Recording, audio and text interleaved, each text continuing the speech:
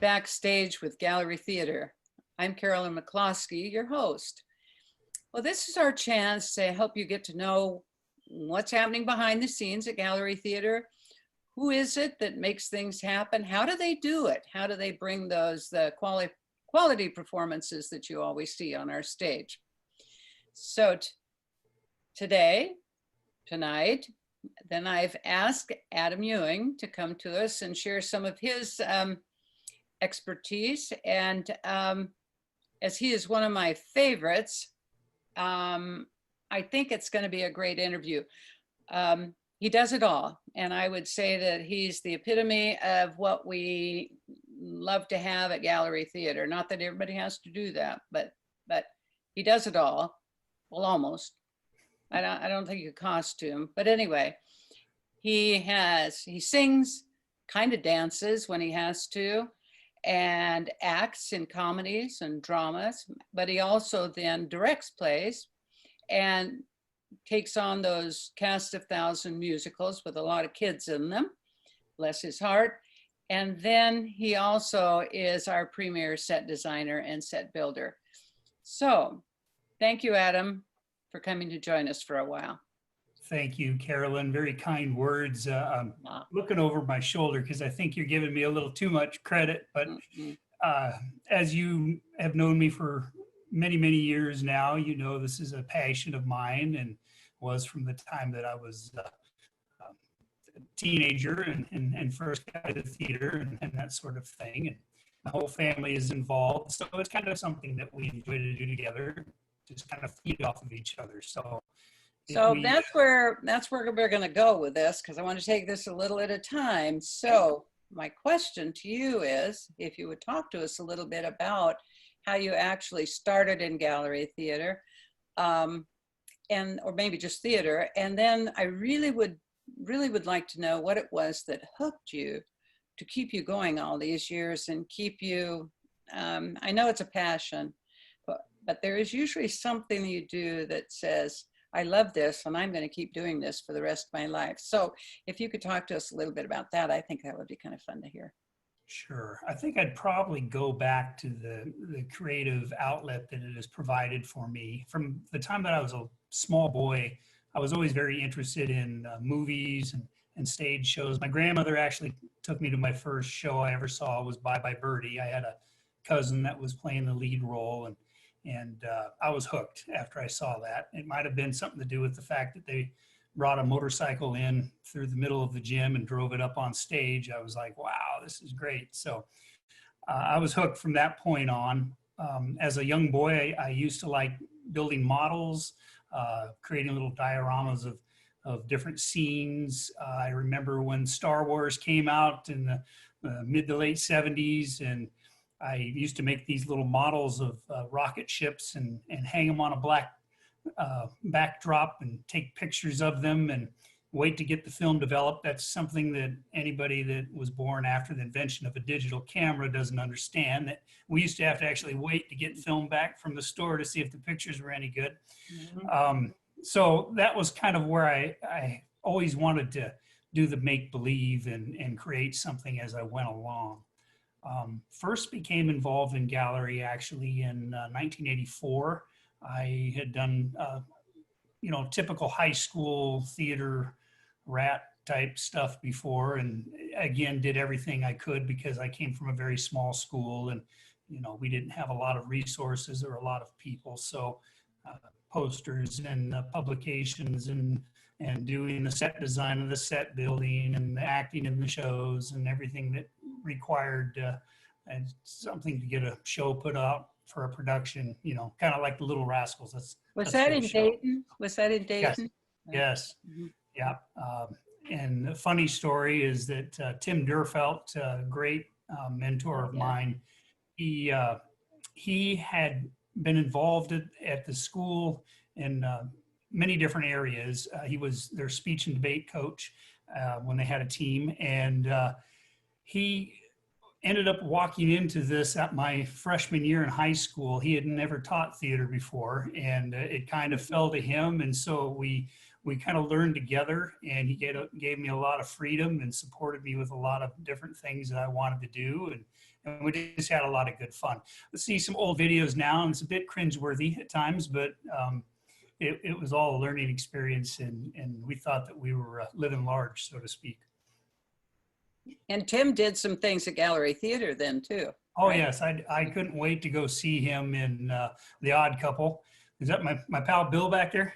Yeah. He just couldn't stay away. Okay, all He's a right. great set builder, so I've seen it's I've glad seen cats crawl across. I just have a husband that comes around once in a while. Okay, it's so good that he's here. It's good that he's here because he's a great set builder too. So, um, yeah.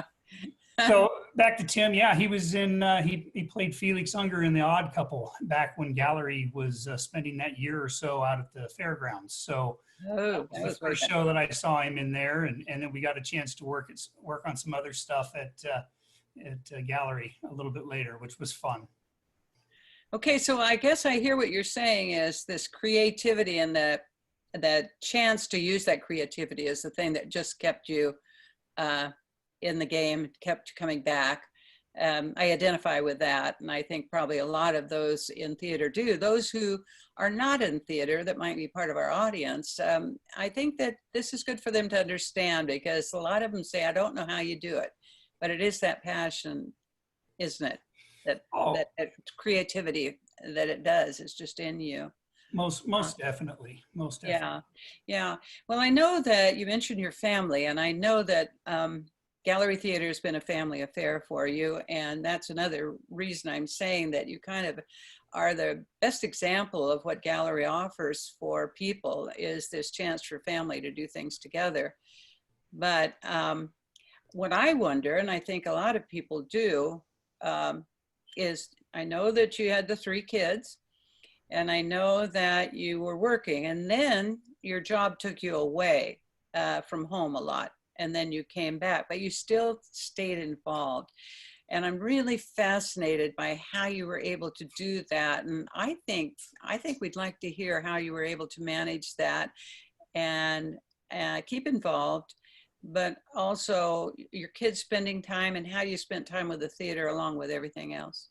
Is there a magic Well, answer for that or yeah, not? the magic answer, probably more than anything, is I have an amazing wife and Tracy, and she's Oh, that's been true. supportive. Mhm. And the fact that, yes, I did travel quite a bit for work. I still do, but I have a little more control of my schedule now, so I'm able to Mhm. spend more time on projects. But for a while there, she was solely responsible for the one that had to take kids to ball games and play practice and rehearsals and band rehearsals and things like that. So it really fell to her to kind of keep us in the game, so to speak.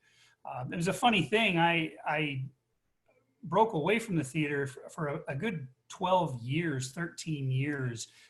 As a young man, I thought this was my dream, and my goal was to either move off to Hollywood or New York. And well, of Mm. course, things didn't work out. I wasn't the one in a million that they picked. So I had to get on with life and get a job and support a family and that sort of thing. And so it was about when my youngest son at the time, or no, I guess he would have been the middle son. Evan was born, but Austin was old enough to do a show at Gallery, and they put on the Music Man. So we took him down to audition because I knew they needed boys, and they were desperate enough to need me to be in the show too. So it worked out, and really we've been involved. Probably somebody from our family has been doing a show every year since 2004. I'd be surprised if we skipped the show in some fashion, either on stage, behind stage, or building a set or something like that. Well, and it takes a lot of time,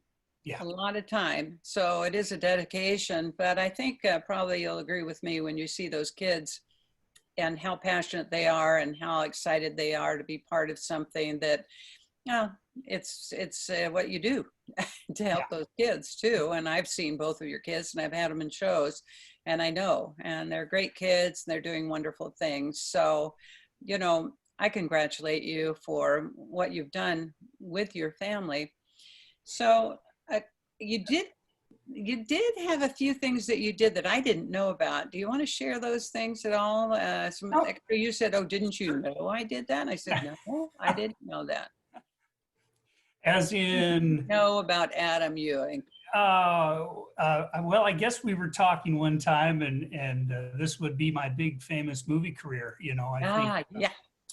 I think I've been a cop twice, a bartender once, an ambulance driver, an army soldier, a party guest. You know, but basic walk-on roles and quite a bit of stuff. That in the late '80s, early '90s, I think USA Cable had figured it out that Portland was a cheap place to make movies, and so they were up here making a movie just about every 3 months, it seemed like. So a couple of feature films and a few national commercials and regional commercials, but Mhm. it was really fun, you know, before I had a family, because I had the time to sit around on set for, you know, 15, 16 hours a day, and just Mhm. watch people and learn stuff. So that was very interesting. Yeah, it is an interesting aspect of it all, isn't it? Yeah, it's kind of interesting how many people with the theater do those little outside things to try to just see what can happen, and sometimes it does, and sometimes it doesn't. Yeah. Okay, so that's great. I'm glad to hear about that. So moving right along, a couple of things. What did you like best in all that stuff? You like acting, singing, directing, building sets? You know, I was always kind of a jack of all trades when I was in school, and liked doing it all. And I honestly have to say, I like doing it all still. I don't hop into the acting quite as much as I used to. That just to do it right, it just takes a lot of dedication and a lot of time. Um, as I get older, I think my memory's failing. So learning lines, and Hmm. you've been in enough shows with me, around me enough, that you know I'm famous for paraphrasing what the author writes, and I should probably be Oh shot. yeah, So, um, great to do more of a that. method actor, as Favorite. long as I can get the words across or the meaning across. Uh, Uh, so I do enjoy just the last couple of shows that I've directed. I had great enjoyment out of that. Of course, you know, both of my younger sons were involved with those pretty extensively. Actually, with Little Shop of Horrors, my oldest son was in the band too. So that truly was a family deal. Um, you know so I, what? I want to interrupt just a little bit sure. because we all know Evan is just got all kinds of talent, and we've seen him in a lot, and also Austin, just wonderful.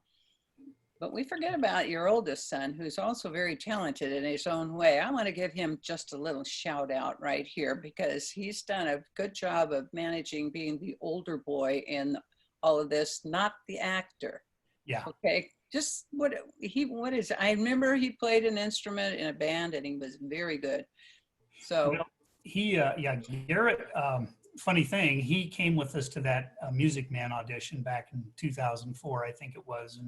And when he found out that he had to get on stage and sing a little song, he was like, yeah, I'm not doing this. he's a And shyer so kind of a guy.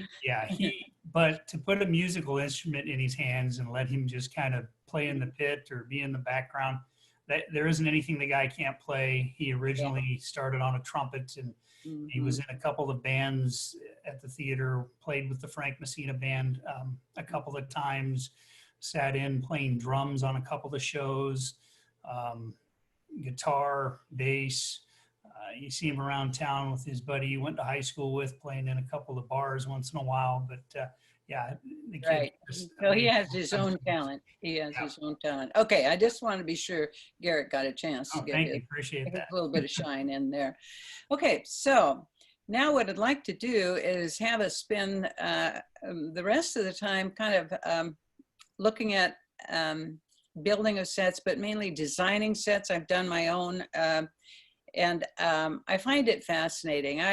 I've grown to like that probably better than anything as I've been directing plays. Um, you have built some amazing sets.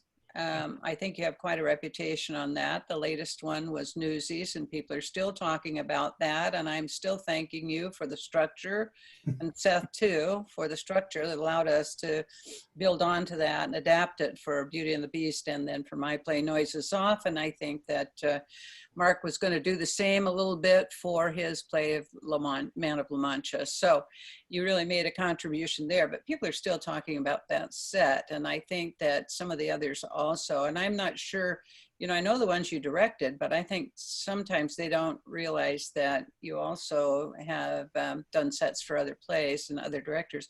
One of the things I know that the process kind of is, my understanding is, if you're building a set or designing a set, you sit down and you talk to the director and find out what they want, what their vision is, and all of that. So since when you're directing a play, do you talk to yourself, or do you just have to leave that out? It makes it a lot more easier because you have one less step to take. I talk to myself constantly, Carolyn, and that's, you know, that's a whole nother story.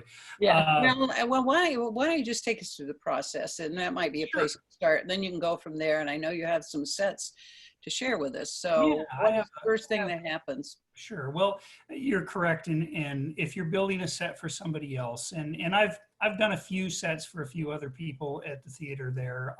I've maybe contributed in smaller ways, you know, building a particular piece or a prop or a piece of moving scenery that needs to happen. I've done that a few times too. But if you're doing the big set, I haven't been able to do that for anybody since the Mystery of Edmund Drood, I think, for Seth's show a few years back.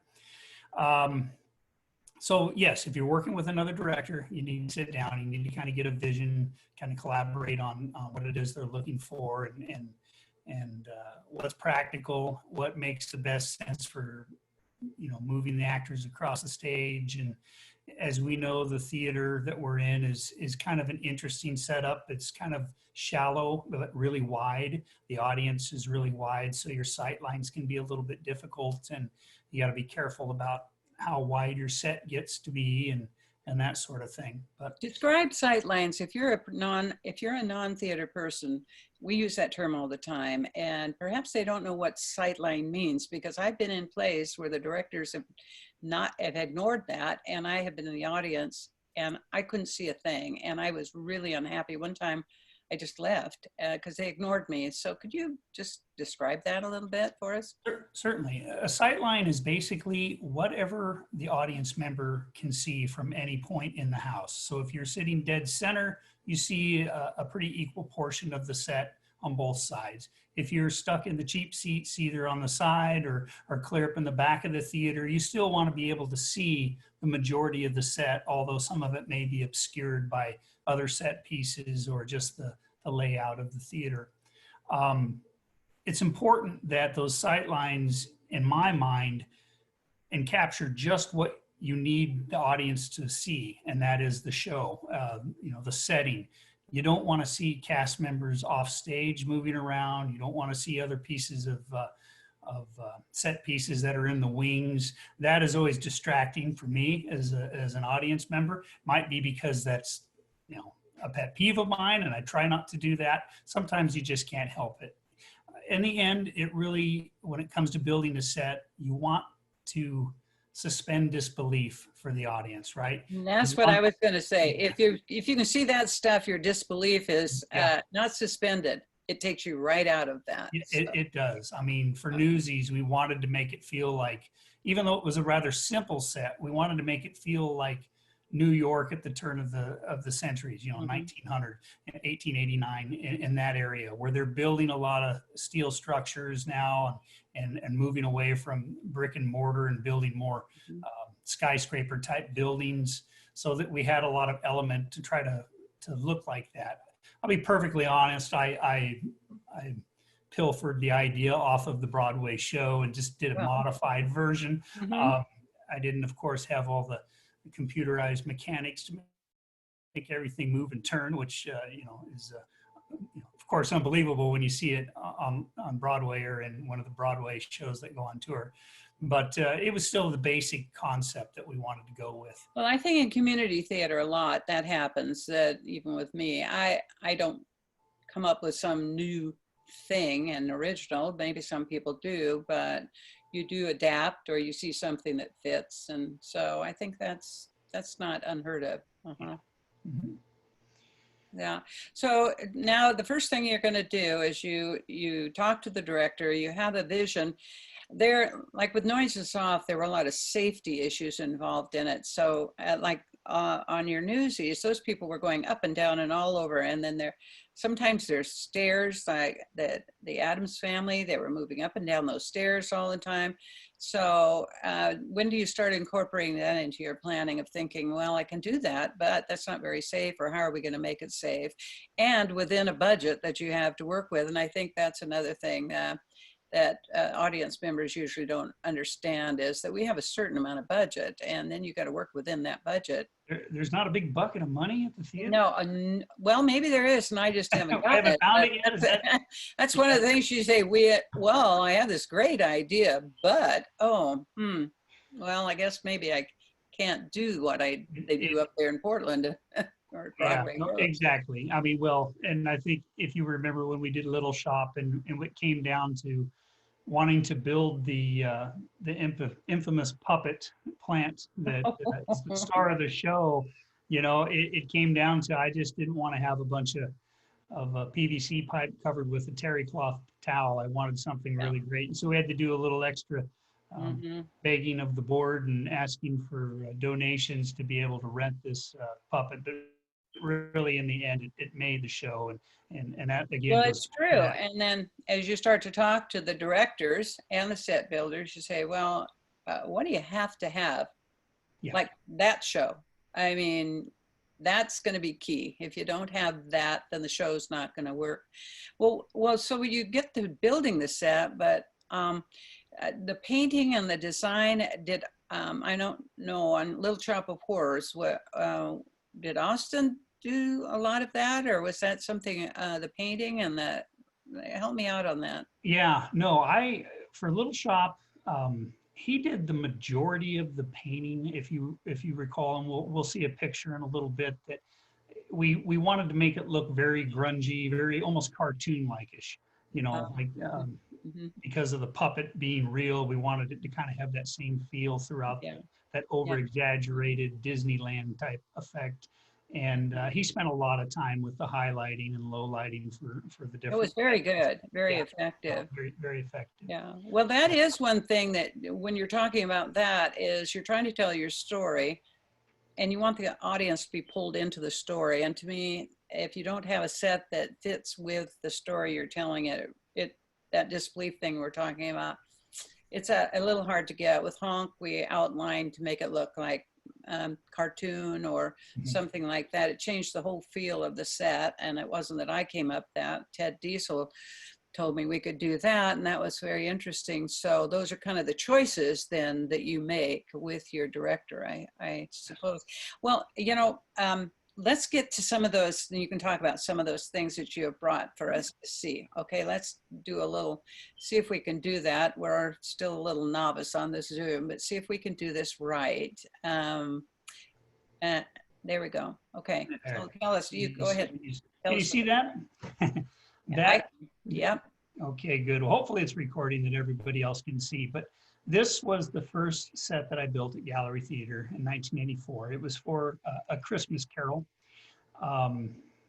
This was the old stage. Well, actually, the floor is still the same. There was a time that we couldn't paint the floor at the theater because it was a big no-no. This is The King and I from 1985. This was the next set that I built. We used to have a solid proscenium at the theater.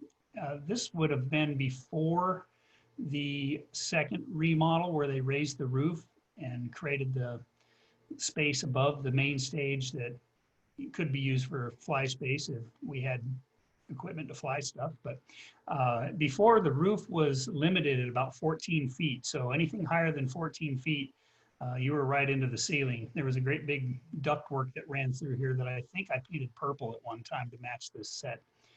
But this was a fun little set to do.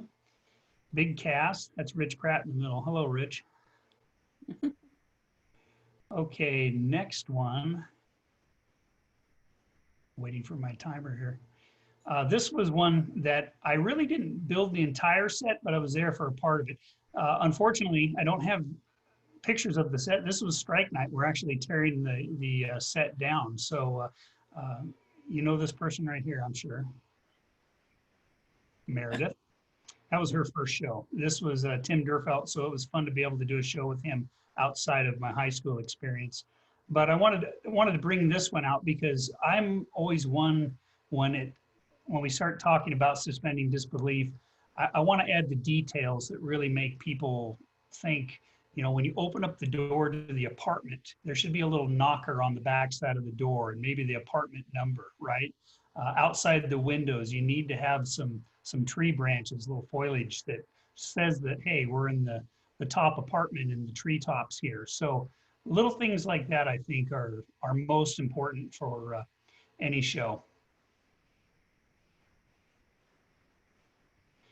This was the first show I directed at Gallery. It was High School Musical. We kept it very utilitarian, but with that kind of a 90s flair, uh, with the paint scheme and the geometric designs and squares and circles and rectangles and that sort of thing. This was actually the set that would have doubled for the gymnasium, so we had to have the bleachers with the painted pine ends and that sort of thing, basketball hoop. I forget how many circles I cut for this show, but there were quite a few of them. Oops. Actually, I have a couple other things I wanted to mention about this set. These rolling lockers doubled also for the next scene, which would have been the backside of it, which was the garden rooftop scene. So if you can imagine, it's important to use set pieces in a way that you can double them up and use them in other scenarios so that you're not building a million different set pieces that have nowhere to live off stage, but you use them and utilize them as you design your set to be doubled in place there, if that makes sense. So Little Shop of Horrors. This was one set that we probably put more detail into than any set that I built. We took everything right up to the sight lines, the tops of these buildings. We designed it in a forced perspective so that the buildings in the back, even though they are really right behind this flower shop building, they look like they're further back just because they're smaller and detailed differently. We made sure that the little windows, a few of those lit up. You can't see them really well now, but we wanted to look like it was a grungy old city. You know, we're down on Skid Row. Carved styrofoam for these windows and boarded up other windows. This little barrel off to the side, we made sure that we had a light and that flickered in there and looked like a trash barrel burning. Part of that forced perspective, this door, although it looks like it's a full-size man door that you would walk through, if I was to stand there, my head was probably about right at the top of the molding, whereas Cassandra, who played one of our urchins, when she stood on that top set, you know, she's so small that it looked like a normal sized door. This entire shop was able to roll straight down. As you know, at the theater, we have quite a big space in front of the curtain line that oftentimes if you build everything up behind the curtain, there's just a lot of ground to cover to get out to the edge where the audience is. So we wanted to make sure that when the curtain opened and revealed the set, that the flower shop would roll down and be able to get closer to the audience.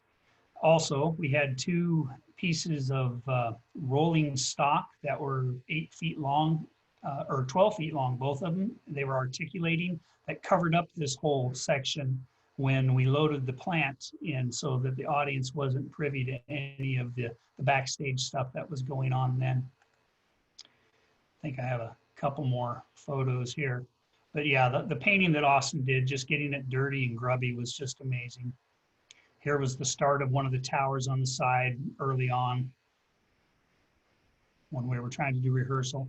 Here we are, we started that back wall and it was all open behind the flower shop so you could actually walk through and not run into anything. Here is actually a video clip that I paused You can see how we had the cutouts of the different buildings up here. We were starting to mask those off. Everything was painted black because I put up these outside flats prior to the tops, and we worked around the schedule of the gallery kids camp. So we painted all that black, and they actually painted it with some bright dynamic colors, and they had their little show. And then we painted it black again and started doing our overlay.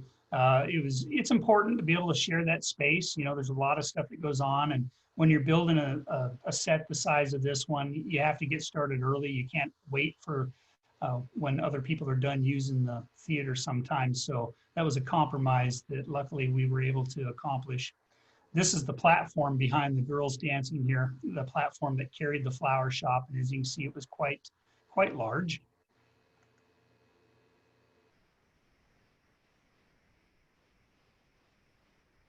And here's a picture of the plant. This was the wonderful puppet that we were able to lease for the run of the show. A little more close up for the painting. These look three-dimensional, but they're not. They're actually done with paint, created with highlights and lowlights to be able to make it look like they're bricks in the wall that are sticking out. This was The Mystery of Edwin Drood. Actually, I think I skipped a couple photos. Sorry about that. I wanted to show you just a couple more. This is a little different shot that showed how we were trying to get that cartoon flavor, kind of an interesting look at how this stuff was designed and put together.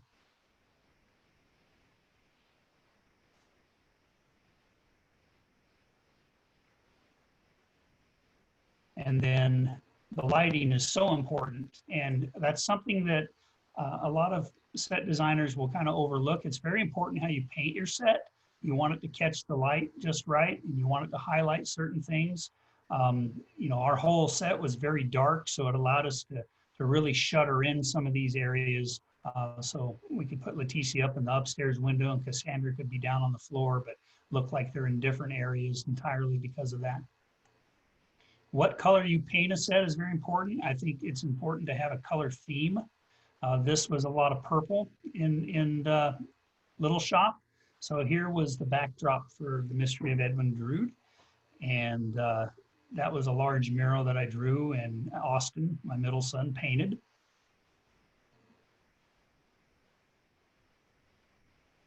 There's where we started some of the drawings here, and chalked it all out on the back wall. And then we built set pieces around these to fit in to make it look like, you can see the drawing on the back wall, but the set pieces that moved needed to kind of blend in with that same street scene. And then we had a huge proscenium out front of the curtain that actually held audience members. So part of the cast set up here like they were in the audience. These would be resembling a box seat at a theater of the time, right? Mm-hmm. So again, back to your idea of making sure that everything's safe. I was fortunate enough to be a builder. So I'm adamant about making sure set pieces are going to hold people and not break anything, and especially people. So making sure it's beefy and secure is so important. So when everything was painted up and it came together, it blended together like this. So here's the big rolling stock that kind of just fell into line with the scene that we had painted on the backdrop. And the backside of these actually rolled out and created the internal setting for like a couple of other scenes.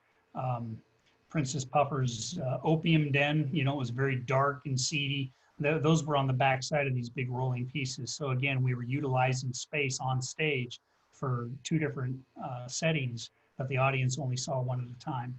Adam, if I can you hear me? Yes, yes, yep. we have about 5 minutes left. Okay. So this is just fantastic. I could watch this for hours. I do want to come, if we can just kind of bring it together then. It's just absolutely wonderful to have you share this. It's just fascinating. So just now, let's keep going. There we go. Okay, so what I think I find most fascinating is about set building and design is that you have a blank stage. It's like a blank canvas, and then you put together something that the audience can see where it starts, and then they see where it ends up. I think it's absolutely exciting, and you do such a great job. And I agree with you on the details. And I think that sometimes the audience takes that for granted, but they don't know if you have one that doesn't. So I think painting the floor is another one. Well, that's another for another time. But it's amazing what people notice about details, isn't it? Yes. Yes. They'll bring it to your attention. Yeah. So I just wanted to say that to emphasize what you were saying. So I think the hardest thing in theater is the strike. Can you just, while we're trying to wrap this up, because I do want to mention that we always need people to come in and help, with this. If you think that's exciting and you'd be part of it, well, certainly come to gallerytheater.org and then sign up and volunteer. But how do you feel about strike then? Well, the first thing that comes to mind is amazing that what takes weeks and weeks to build comes down in a matter of hours. And that's a little bit heartbreaking, I guess, if you're the person that's putting it up. But yes, you're right on there. If you have a large cast, it's fantastic because there's usually, especially if there's kids involved, there's usually parents that want to lend a hand. So they'll bring down their power screw guns, and we kind of have an organized team effort that, starts on one side of the set and just clears it all off, no problem. The last couple of sets I've worked on, I've been really fortunate that we've tried to utilize, like we did for your show, some of the base structures. It's important to keep those resources available. So I think if we can share from show to show, I think it's a great idea. And they could be repurposed and nobody is any the wiser, right? But yeah, no, more hands the better. I know when you build a big set like Little Shop and you have a cast of 8 people, it makes for a long night. Yeah, I was very fortunate in Noises Off to have a great crew that came in, but I was fortunate. It doesn't always happen. And so it is one of those things that we're working on, is to recruit more volunteers who, and they like to make sawdust like my husband does. He's not a set designer, but he can make sawdust. And so it's a lot of fun to be part of something. And this is another way that you can be part of something without acting or singing or dancing with gallery theater. So I really, really, really loved having you here. I could have you on again and we can talk further about it. It's just been wonderful, Adam, and we love everything you do. And I'm not over exaggerating when I introduced you. It's the truth. Well, you're very kind. And we love having you and your family at Gallery Theater. They're a part of us, and as much as you are a part, we are a part of you. So you put in a lot of time and a lot of work for nothing, and we just appreciate every minute we can get from you, and I hope we get more in the future. We'll miss Evan and his contributions, but we do thank you, and for Tracy, because I know Tracy has put in a lot of hours too until that show goes on. That last week is a tough one. So you said I don't costume. That's why she's here. She does the costume. Yes, it's really a family enterprise, and she has gotten on stage and she sings. So it's a very talented, wonderful family. So thank you very much. I think you now they have the host, so you're the one that's going to let us leave here. And then I don't know if you can transfer it back to me. I needed that. But anyway, it's just been great. I've loved this. Let's do it again. I miss you. Thank you so much. All right. Bye-bye.